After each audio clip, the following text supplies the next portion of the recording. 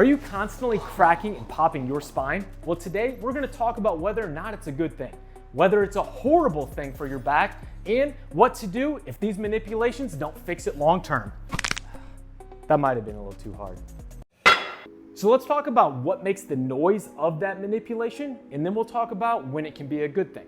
So first off, the point of a manipulation is to gap a joint. Now this is the articulating surface of the facet joint right there. Now what happens is that during a manipulation, that joint surface is going to get bigger.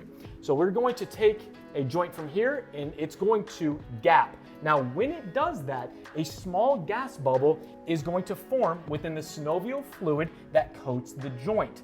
When that joint then returns back to its normal size, that gas bubble is going to collapse. And that's what actually creates the auditory pop that you hear during a manipulation. But here's the thing your chiropractor probably isn't telling you. That popping noise isn't needed to actually create the changes that can be beneficial for a spinal manipulation.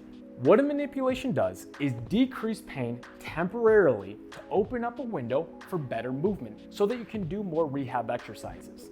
By itself, it should never be the entirety of a treatment program. So if you're going to a chiropractor and that's all they're doing, you're at the wrong person.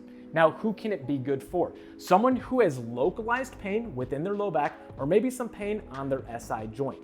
Those people sometimes can benefit from a manipulation.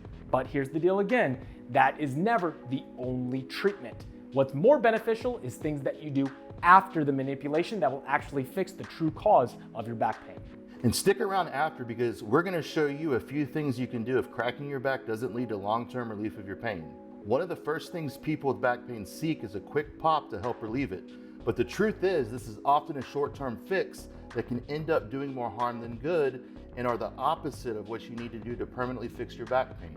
This means that after you perform this manipulation, you'll get anywhere from 15 to 20 minutes of pain relief. But if you have an instability, you'll likely see a return of pain eventually, and it can be worse after. The key is to break the cycle because in truth, if these manipulations were working for you, you would not be staying tuned for this video.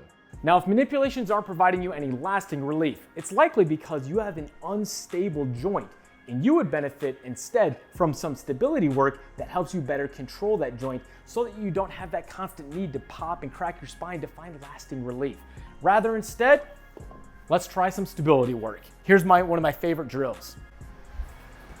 So now we're going to coach up the bird dog. So the biggest thing is finding the neutral spine. Sometimes people like to do a little bit of a cat camel to kind of feel the neutral spine, and they find the neutral spine.